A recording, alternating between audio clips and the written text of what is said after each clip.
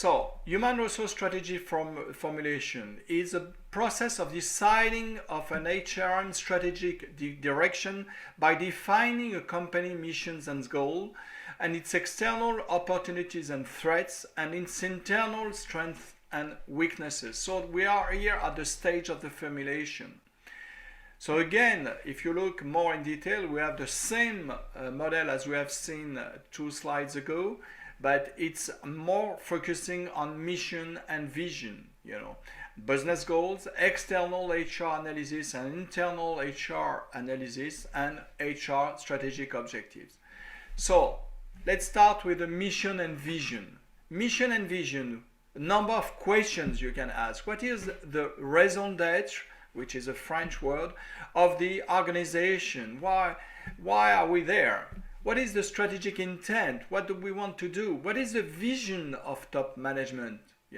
What is the HR vision related to this vision of top management, strategic intent, and raison d'être?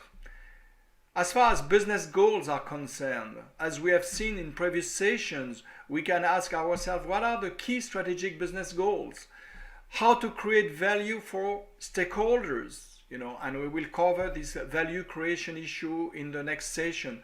What are the key business challenges? So that are the questions you can ask when you start really the formulation of an HR strategy. So then, within the formulation process of an HR strategy, you have obviously the very famous SWOT analysis you can do in HR. So SWOT means strengths, weaknesses, opportunities, and threats.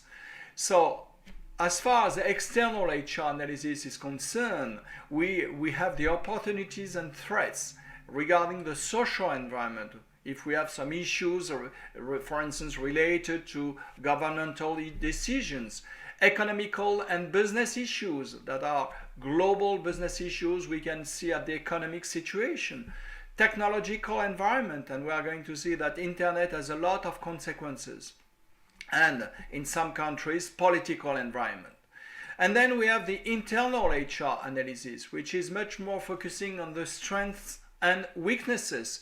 So regarding the organization itself, what are the strengths and weaknesses of this organization, the competencies, maybe we are very strong in some competencies, but also very weak in others, and motivation. And we will focus in another session on the concept of engagement. So you see, here we do a real SWOT analysis for HR.